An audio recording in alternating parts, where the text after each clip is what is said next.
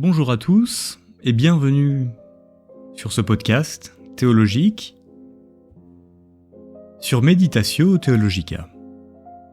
Je suis Lucas Burier et aujourd'hui nous nous emploierons à démontrer, à titre introductif, comment la tradition théologique qui précéda Thomas d'Aquin et lui-même contribuèrent à l'érection d'une théologie comme scientia. Aborder l'œuvre de saint Thomas d'Aquin, c'est avant tout faire face à un certain nombre de difficultés qu'il s'agit bien entendu de dépasser.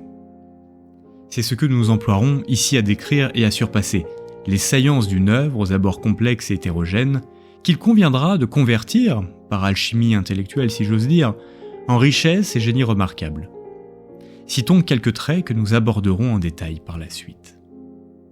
Il s'agit de, premier point, démystifier le monument qu'est Thomas d'Aquin afin d'aborder son œuvre.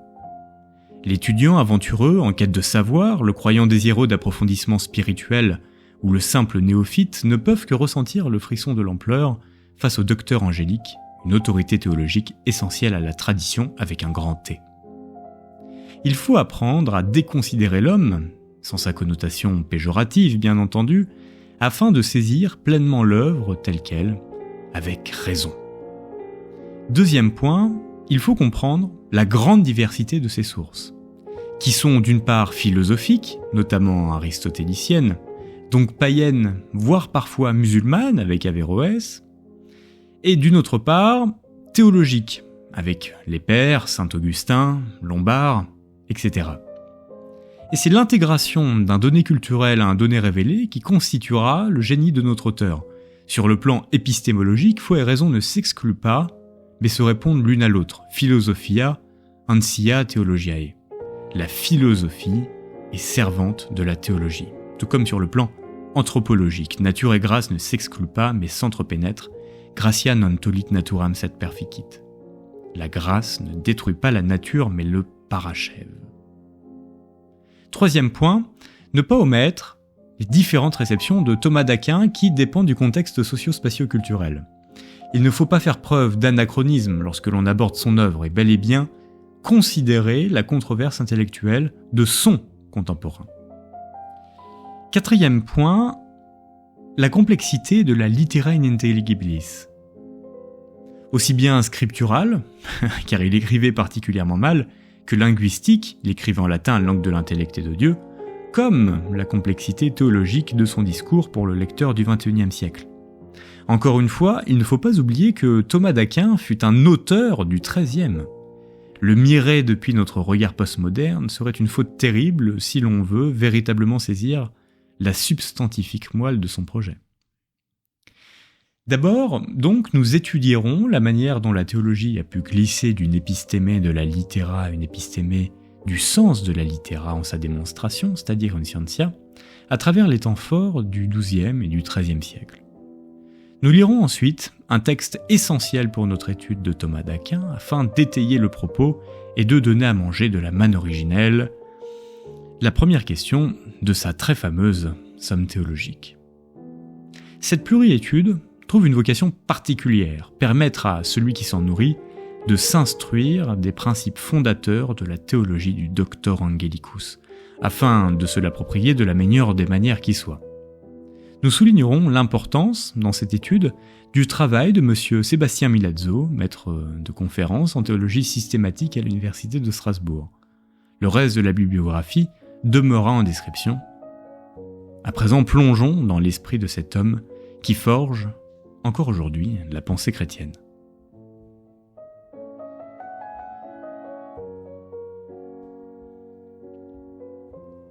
La littéra à la scientia fut les prémices d'une théologie comme science chez saint Thomas d'Aquin.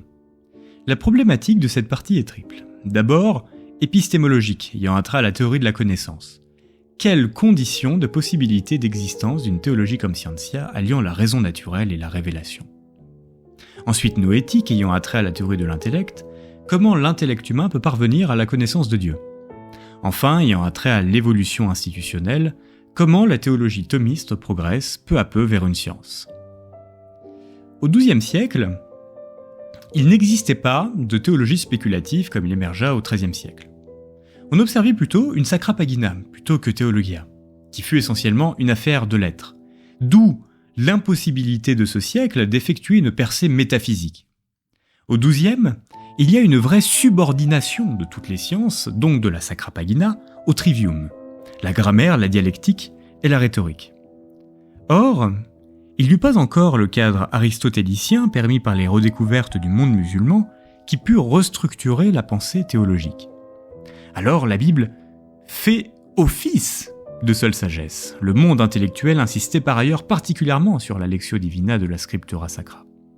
La sacra pagina était alors profondément inscrite dans le cadre monastique qui encourageait plutôt, dans les cours théologiques dispensés par les abbés nommés collatio, à une forme de contemplation mystique plutôt qu'à un cours à proprement parler. Le terme de collatio, collation, est évocateur d'une nécessité de donner à manger aux moines d'une manière consubstantielle. Au XIIIe, l'apparition d'ordres mendiants comme les franciscains ou les dominicains itinérants favorisera la circulation des connaissances et amènera à la création des universités. La lectio divina deviendra alors une quaestio disputatio universitaire de la Sacra Pagina en Theologia. Cette théologie adoptera donc la posture de scientia au sens des analytiques d'Aristote, la science par le syllogisme, présentée comme système déductif recherchant la connaissance donc la cause, donc le pourquoi de l'élément. Bernard de Clairvaux et Pierre Abélard opérèrent une rupture épistémologique entre théologie monastique et théologie scolastique. La théologia d'Abélard eut des implications noétiques permettant la translation d'une philosophie de l'intellect à une théorie de l'Esprit Saint. Selon Abélard, les principes de la théologia étaient dialectiques. Pour croire les Écritures et les dogmes, il convient préalablement de les comprendre selon l'ordre de la raison logique.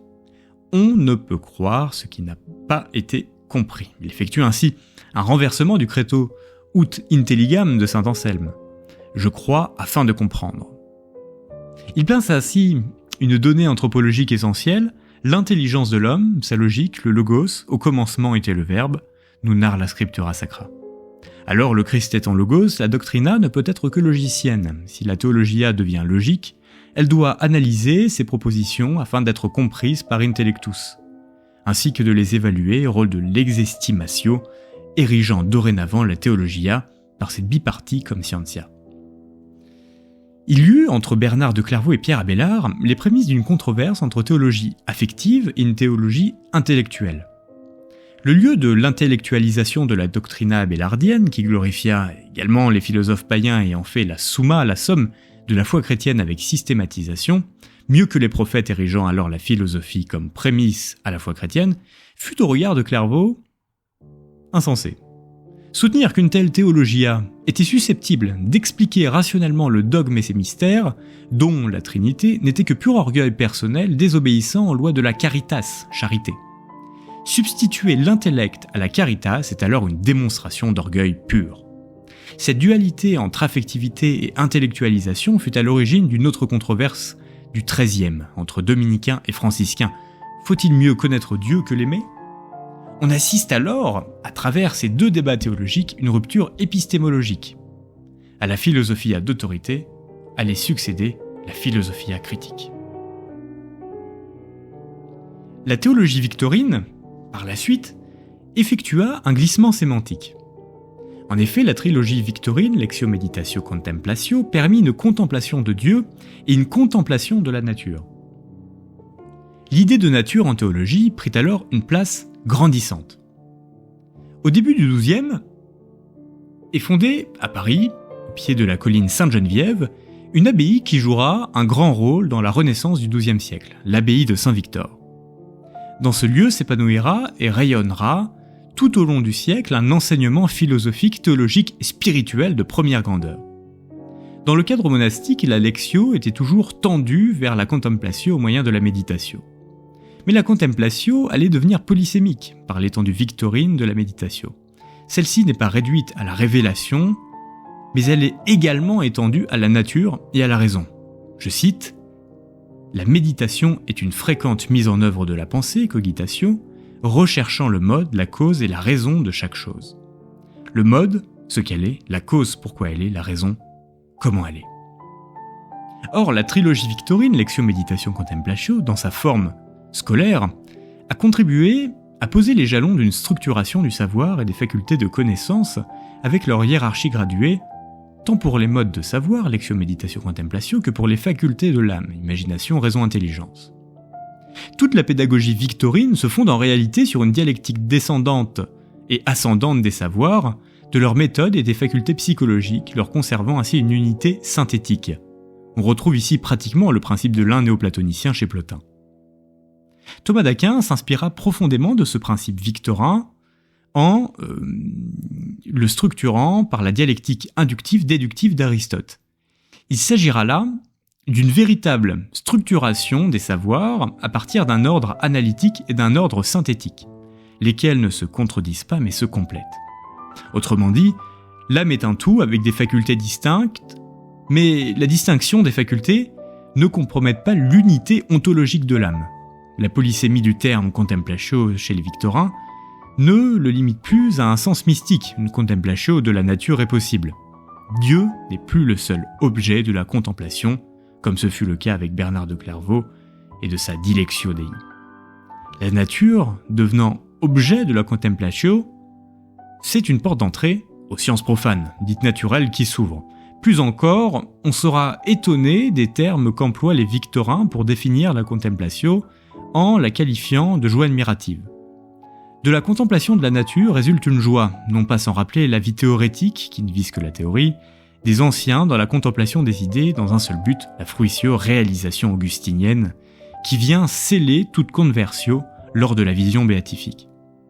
Thomas d'Aquin saisira ce thème de la réalisation et en fera l'axe unificateur fondamental, car étant le but commun, de la théologie philosophique, Philosophia Prima, et de la théologie de la révélation, Doctrina Sacra, érigeant ce concept à l'apothéose de son anthropologie. Cette théologie victorine ouvra la porte à une théologie spéculative, quasi pré-naturaliste, sans pour autant y plonger. Elle resta essentiellement symbolique, lisant le sacramentum, le sacrement de Dieu, dans la nature, ne permettant pas une autonomie des lois de la nature et de la révélation. Par la suite, le naturalisme chartrain fut un atout majeur dans la lecture chrétienne du Timée, nommé Secundum Physicam ad Litteram. La grammaire fut un primat au service de la nature. La théologie, au XIIe siècle, se concentre essentiellement sur sa méthode d'exposition grammaticale, dialectique et rhétorique. Jean de Salisbury écrivit à propos de la grammaire, elle est en effet aussi le berceau de toute la philosophie et pour ainsi dire la première nourrice de toutes les études littéraires. La grammaire serait donc à l'origine de la scriptura sacra. L'essor d'une théologie comme disciplina literae se fait conjointement avec un effort de réflexion portant sur la place du trivium dans l'étude de la nature. On comprend alors que, si naturalisme il y a, il ne peut être étudié que transversalement par la grammaire. Nous sommes ici bien loin du naturalisme d'Aristote qu'utilisera Thomas d'Aquin. Faut considérer et user de l'analyse grammaticale pour étudier la scriptura sacra, peu importe les contradictions que cela implique. Et Abélard glorifia ces contradictions. Dans le prologue de Sic et Non, il a mis en exergue des contradictions de la littéra qui peuvent contribuer à la découverte de la vérité. La critique de la littéra ne doit donc pas être exclusivement intratextuelle, mais également extratextuelle.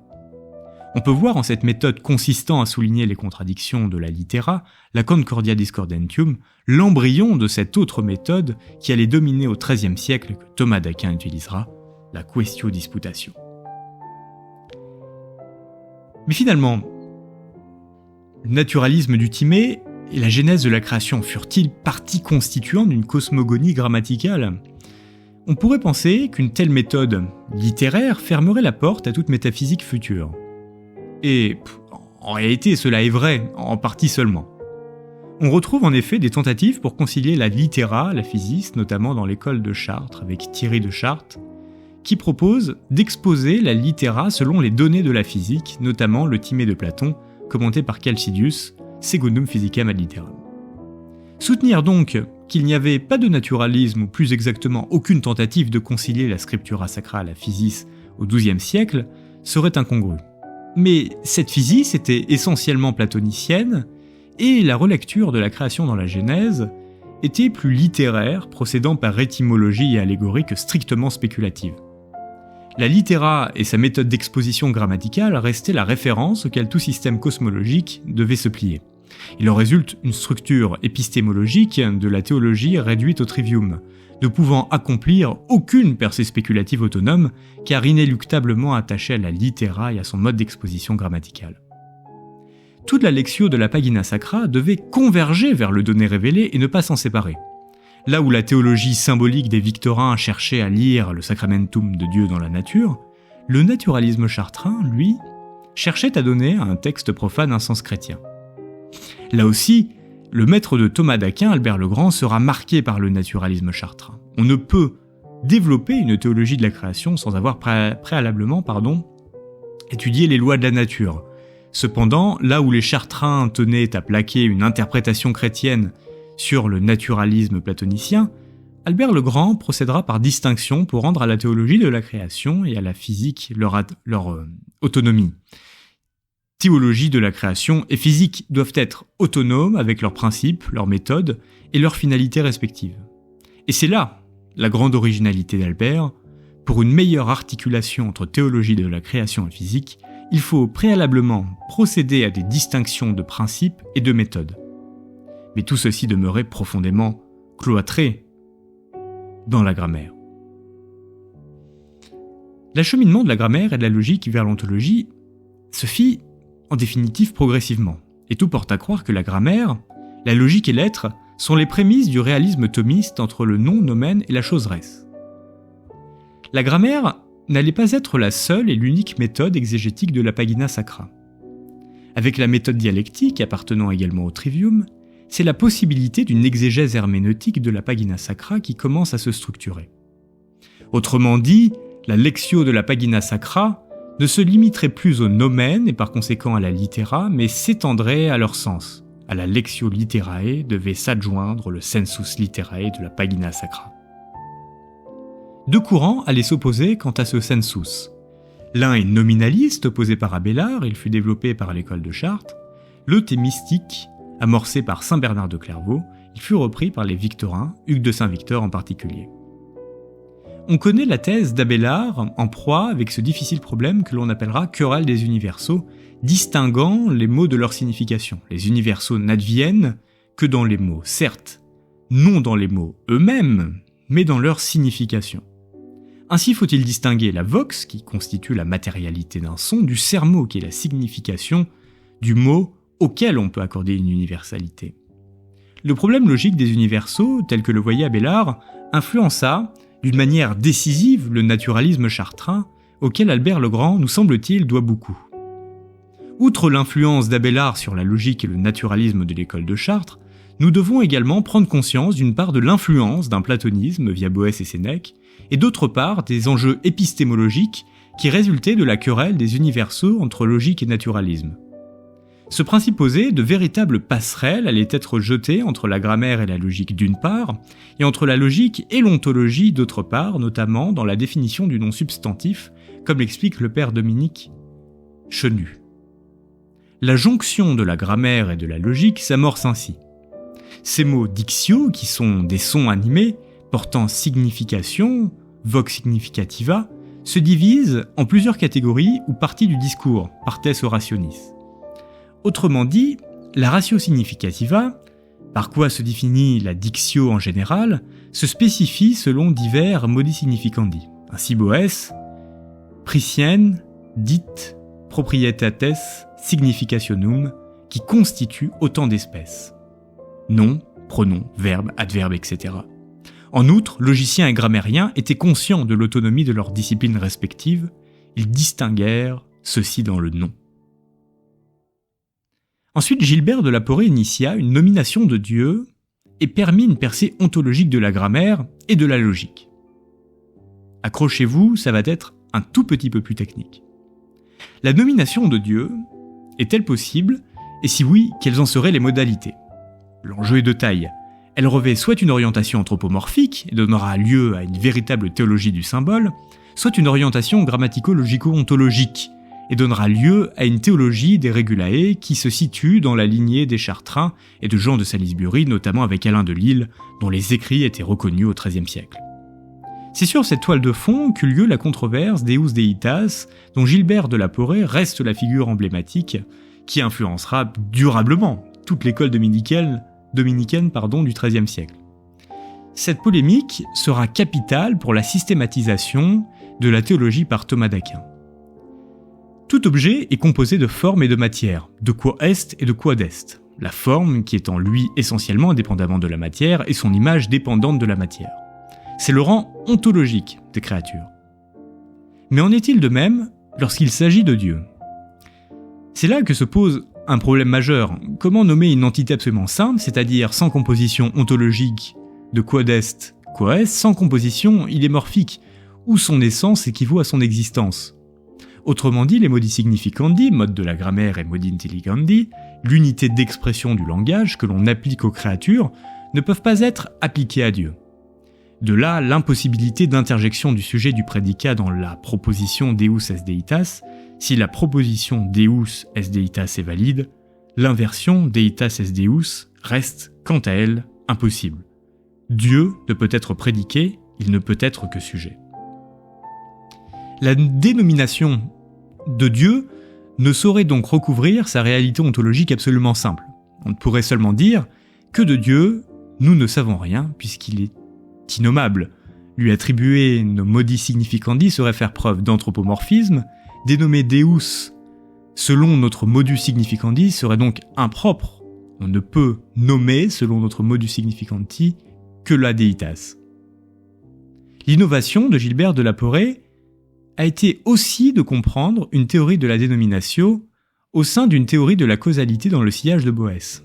Le problème est d'établir la nature des relations entre le créateur et les créatures, c'est-à-dire entre le bien premier, bonum, et les biens seconds. Les biens seconds, émanant ou procédant, fluxus defluere, de la volonté du bien premier, peuvent à ce titre être appelés bons, bona, selon une dénomination. Cette dénominatio signifie en réalité une relation causale contenue dans la prédication. Autant dire qu'avec Gilbert de la Porrée, c'est l'introduction de la causalité dans la grammaire théologique qui s'opère. Il y eut un véritable héritage porrétain chez Albert le Grand, maître de Thomas d'Aquin. Concernant l'analogie de l'être chez Albert le Grand, Thomas d'Aquin sera davantage plus tranché à l'égard de Gilbert de la Porrée. Il s'agira pour lui de conserver la distinction entre quo est et quod est chez Boès sans tomber dans la quaternité dans laquelle tombera Gilbert. Je cite, « Même si aucun homme n'a présentement d'être actuel, l'homme reste dans son être d'essence et que dans la mesure où l'être d'essence est définitionnel, pose l'animal de l'homme, la proposition « l'homme est un animal » est vraie, alors que la proposition « l'homme existe » est fausse, puisque le verbe « être » y est second adjacent et y prédique l'être actuel. Tout ceci, je vous l'accorde, fait beaucoup de mots compliqués.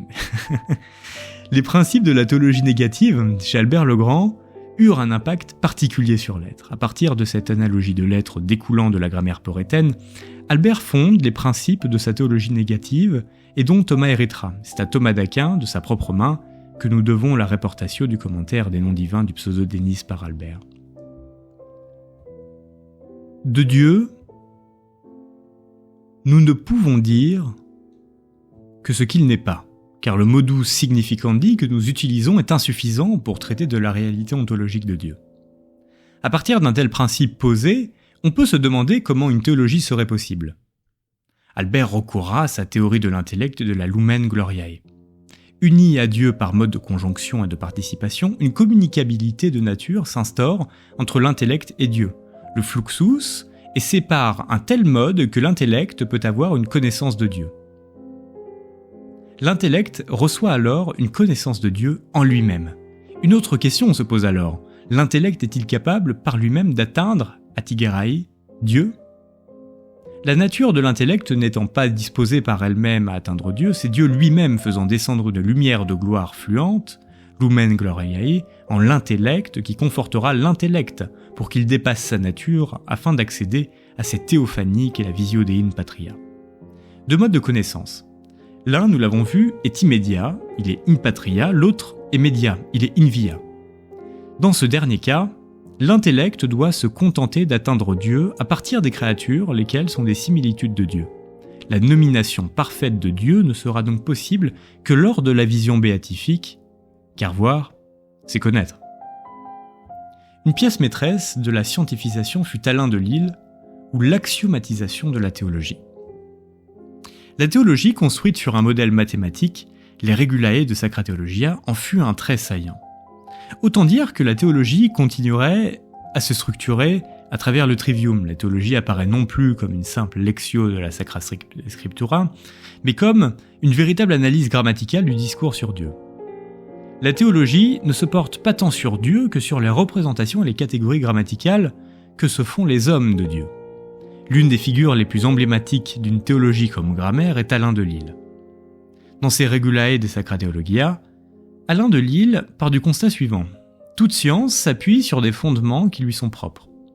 Pour se constituer rigoureusement comme savoir, la théologie doit donc prendre modèle sur les mathématiques et leur axiomatique afin de se donner des règles. La supériorité de la théologie résiderait donc en son axiomatique régulatrice. La théorie de la translatio était essentielle. La nécessité d'instaurer des Regulae en théologie est double.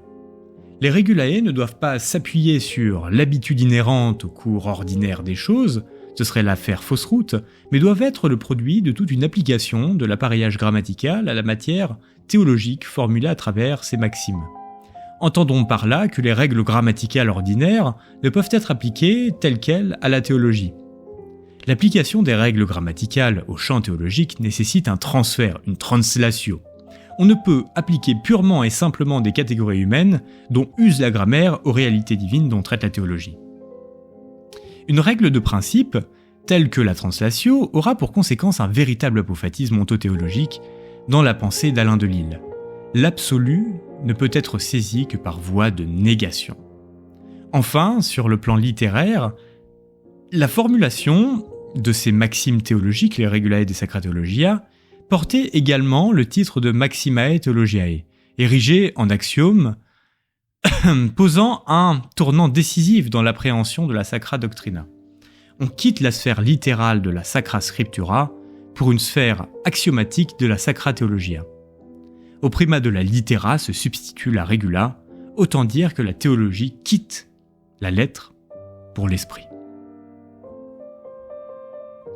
L'axiomatisation eut des conséquences ontothéologiques, la monadologie d'Alain de Lille. Les conséquences ontothéologiques, connaissance de Dieu par négation, produites par cette théorie grammaticale de la translatio, auront également des conséquences sur la physique et le processus de création du monde. Outre la nécessité d'une translatio des Regulae ordinaires de la grammaire aux Regulae ontologiques, des réalités divines par voie apophatique, la nécessité de formuler des Regulae pour la théologie provient de l'objet de cette dernière.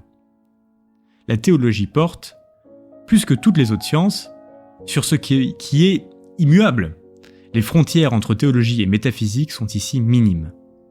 Ce qui est immuable, et donc, que la théologie étudie, c'est l'unité monas avant l'être, sa simplicité et sa forme.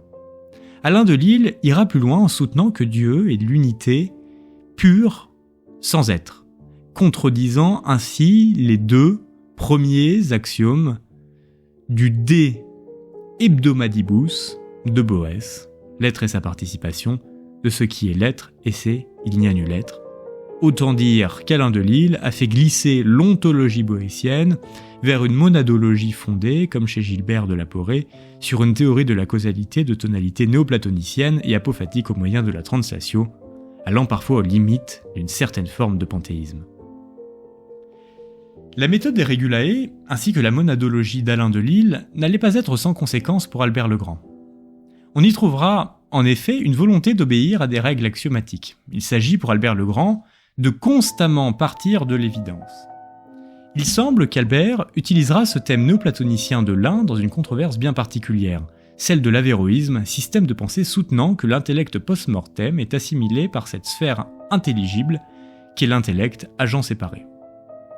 Certes, si l'un peut être conçu comme un tout englobant les individualités intellectuelles des hommes, effaçant du même coup le caractère individuel de ces derniers, il peut également être conçu comme un tout ordonnançant les intellects dans leurs individualités par le biais de cette théorie du fluxus, c'est-à-dire par le biais d'une théorie de la causalité fondée sur l'idée de procession garantissant à ce titre et les individualités substantielles des hommes. Dès lors, il y a union des intellects à Dieu, sans fusion, puisque les distinctions substantielles subsistent. On retiendra donc, chez Alain de Lille, cette volonté de constituer le savoir théologique à partir des règles regulae, comme pour toute autre science.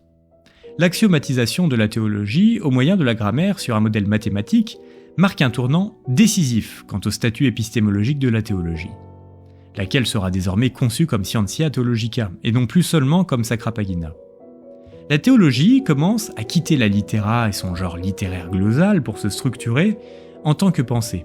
Cette émancipation épistémologique, grammatica ancia theologiae, délimitant épistémologiquement la théologie des arts libéraux du trivium, mis au rang d'instrument, sera décisive pour rendre possible une théologie philosophique. L'émancipation de la théologie chez Alain de Lille fut donc double. Elle s'émancipe une fois de la sacra pagina en formulant son axiométique, elle s'émancipe encore une fois lorsqu'elle met la grammaire au rang d'instrument, se distinguant ainsi épistémologiquement d'elle. Le Liber Sententiarum de Pierre Lombard tendait vers une systématisation de la théologie. Le Liber Sententiarum disposait d'un plan particulier. On ne pourrait comprendre l'esprit des Regulae d'Alain de Lille sans cette volonté de systématiser la théologie à travers les sententiae, les sentences, ce que fit Pierre Lombard. Les sententiae désignaient avant tout les énoncés patristiques, énoncés explicatifs de la doctrine révélée sous une forme de glose. Avec Hugues de Saint-Victor, les sententiae quittaient la sphère de la glose littérale pour avancer le sensus de la littera, donnant ainsi une intelligence plus profonde des Écritures. Pierre Lombard ira plus loin. La sententia n'est pas tant une interprétation de la littera, même profonde, qu'une véritable prise de position magistrale et personnelle dans le cadre d'un système constituant, avec la quaestio disputatio, un véritable outil scolaire. Scolastique pourrait-on dire, systématique, doctrinal et institutionnel, comme l'écrit le Père Chenu. Ainsi la sententia, plus qu'une simple glose, devient la forme scolaire et institutionnelle de la prise de position personnelle du magistère. La théologie devient plus qu'un simple commentaire de la Sacra Pagina, une réflexion personnelle et critique sur la révélation. Rédigées entre 1148 et 1152, les sentences offrent un plan destiné à structurer épistémologiquement la théologie. Le plan des sentences est à lui seul une véritable systématisation de la théologie, et dans sa forme et dans son contenu. Dans sa forme car elle propose un développement logique des grandes thématiques de la théologie, dans son contenu car le plan est ordonné en un mouvement déductif. L'univers vient de Dieu et inductif, l'univers retourne à Dieu, retraçant ainsi toute l'économie du salut, de la création du monde à sa rédemption. C'est au sein de ce schéma systématique que pourra désormais prendre place toute problématique théologique. Les commentaires des sentences, au XIIIe siècle, furent une marque très concrète de la théologie comme science. L'influence systématique des sentences de Pierre Lombard sur Albert le Grand fut considérable. Rédigée entre 1243 et 1249 durant ces périodes parisiennes et colonnaises, la Scripta Superquator Libros Sententiarum d'Albert le Grand n'est pas tant une simple paraphrase du Lombard qu'une opportunité de formuler une pensée originale et personnelle dans le cadre systématique et institutionnel des sentences. Le duo fruit-outil est l'occasion pour Albert d'inscrire la systématisation de sa théologie dans une métaphysique du mouvement. La théologie a pour subjectum Dieu en tant qu'alpha et oméga, c'est-à-dire en tant que principe et fin de la création, laquelle vient de Dieu et est appelée à y retourner en vue de sa béatitude sous le mode d'une fruitio. Autrement dit, la dialectique fruit-outil s'inscrit dans un mouvement plus large que la simple vision béatifique. Elle s'inscrit dans un mouvement de la création qui sort de Dieu pour y retourner exitus reditus. Non seulement Albert compare et par conséquent distingue la théologie de la philosophie comme deux phases distinctes d'une même pièce qui pourrait nous faire penser à la doctrine de la double vérité, mais en plus il emploie des termes avéroïstes, la continuitas de l'intellect post-mortem avec le premier moteur, pour développer sa noétique, laquelle est le point de cristallisation de son épistémologie. Il semble donc qu'à travers sa théologie mystique qu'il développe à partir des sentences, ainsi qu'il le fera ultérieurement avec les commentaires dionysiens, Albert développe une épistémologie noétique originale qui marquera Thomas d'Aquin, appuyée sur l'équivocité de la philosophie et de la théologie, une double vérité, et sur une mystique de l'union de l'intellect post-mortem à Dieu in patria, qui pourrait nous faire penser au monopsychisme avéroïste. Mais, nous l'avons vu, la phase du théâtre change à la lumière de la théorie du flux. Cette théorie causale, à caractère transcendantal, c'est-à-dire susceptible d'être appliquée à toute science, garantit une unité substantielle à toutes les sciences, aussi diverses soient-elles, en ce qu'elles recherchent la félicité intellectuelle. C'est la finalité de toute science, combien même les principes et les méthodes diffèrent. Et grâce au flux, il y a unité des sciences à travers la diversité. De même, sur le plan noétique, l'intellect ne peut être uni à Dieu ou à l'intellect agent dans une fusion, mais plutôt sous le mode d'une union garantissant la diversité ontologique des deux parties. La science théologique naît dans une perspective de praxis menant à la félicité intellectuelle, qu'elle soit déclinée en fruitio Dei pour le théologien ou en union au premier moteur pour le philosophe. Deux terminologies recouvrant une même réalité, deux terminologies recouvrant une vérité une et non double. L'œuvre du Lombard a su durablement inscrire la théologie dans un mouvement davantage spéculatif et systématique que littéral et strictement exégétique. Mais la conception de la théologie comme scientia allait encore changer, notamment avec l'introduction d'Aristote. Enfin, nous voyons arriver le disciple de Platon. L'introduction d'Aristote dans le monde des latins fut la pièce maîtresse d'une théologie comme scientia. L'introduction progressive des œuvres d'Aristote aux confins du XIIe et XIIIe a été l'événement capital pour l'émancipation, la structuration épistémologique et noétique de la théologie. L'introduction d'Aristote se fit en plusieurs vagues.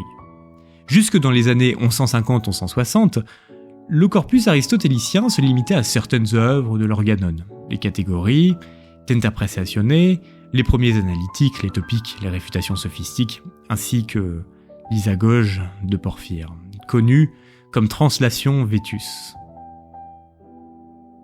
Ce n'est que vers la fin du XIIe siècle que l'ensemble du corpus aristotélicien sera en circulation.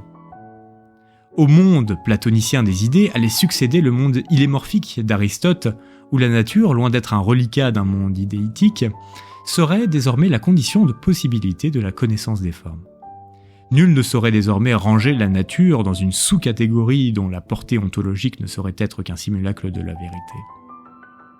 La science passe d'un statut grammatical et catégorial à un statut naturaliste et démonstratif. Le passage d'une translatio Vetus à une logica nova, celle des seconds analytiques, marque l'appréhension du savoir et sa validité scientifique.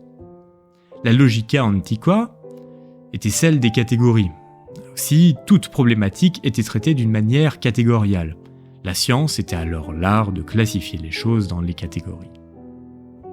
D'où également l'importance et la prédominance de la grammaire, que ce soit en sciences de la nature ou en matière de sacra pagina. À cette logique des catégories allait succéder une logique de la démonstration, celle des analytiques. La science devient l'art de démontrer les choses, d'en remonter les causes. D'une science catégoriale, on passe à une science démonstrative et architectonique. Enfin, l'introduction du naturalisme d'Aristote par les libri naturales allait durablement changer la scientia theologiae. C'est l'idée d'une architectonique des sciences, dans leur diversité, qui fait son entrée en théologie.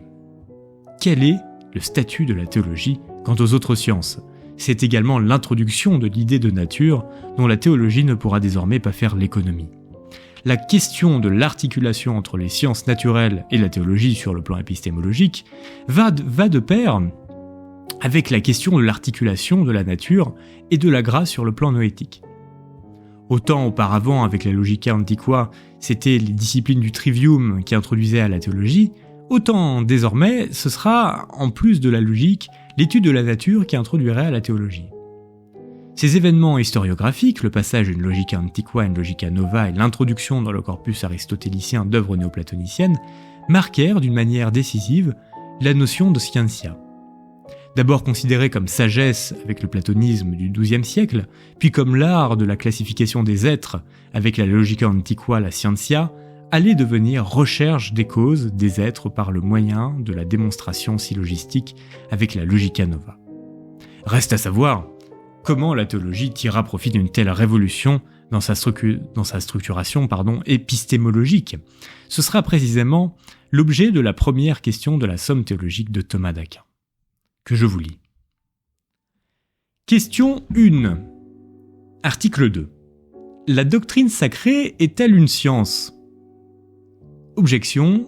Première, toute science procède de principes évidents par eux-mêmes. Or, les principes de la doctrine sacrée sont les articles de foi qui ne sont pas de soi évidents puisqu'ils ne sont pas admis par tous. La foi n'est pas le partage de tous, dit l'apôtre dans la deuxième lettre aux Thessaloniciens, chapitre 3, verset 2. La doctrine sacrée n'est donc pas une science. Deuxième objection, il n'y a pas de science du singulier. Or, la doctrine sacrée s'occupe de cas singuliers, par exemple, des faits et gestes d'Abraham, d'Isaac et de Jacob, et d'autres choses semblables. Elle n'est donc pas une science. En sens contraire, saint Augustin dit « À cette science appartient cela seulement par quoi la foi très salutaire est engendrée, nourrie, défendue, corroborée. » Rôles qui ne peuvent être attribués qu'à la doctrine sacrée. Celle-ci est donc une science. Réponse : à coup sûr, la doctrine sacrée est une science. Mais parmi les sciences, il en est de deux espèces. Certaines s'appuient sur des principes connus par la lumière naturelle de l'intelligence, tels l'arithmétique, la géométrie, etc. D'autres procèdent de principes qui sont connus à la lumière d'une science supérieure, comme la perspective à partir de principes reconnus en géométrie et la musique à partir de principes connus par l'arithmétique. Et c'est de cette façon que la doctrine sacrée est une science. Elle procède en effet de principes connus à la lumière d'une science de Dieu et des bienheureux. Et comme la musique fait confiance aux principes qui lui sont livrés par l'arithmétique, ainsi la doctrine sacrée accorde foi aux principes révélés par Dieu. Solution première, les principes de toute science, ou sont évidents par eux-mêmes, ou se ramènent à la connaissance d'une science supérieure. Et ce dernier cas est celui des principes de la doctrine sacrée, comme on vient de le dire. Deuxième solution, s'il arrive que des faits singuliers soient rapportés dans la doctrine sacrée, ce n'est pas à titre d'objet d'étude principale, ils sont introduits soit comme des exemples de vie, qu'invoquent les sciences morales, soit pour établir l'autorité des hommes, par qui nous arrive la révélation divine, fondement même de l'écriture ou de la doctrine sacrée. Fermez les guillemets. Merci d'avoir visionné cet exposé, ce fut un plaisir, et à très bientôt, je l'espère, pour d'autres pérégrinations théologiques.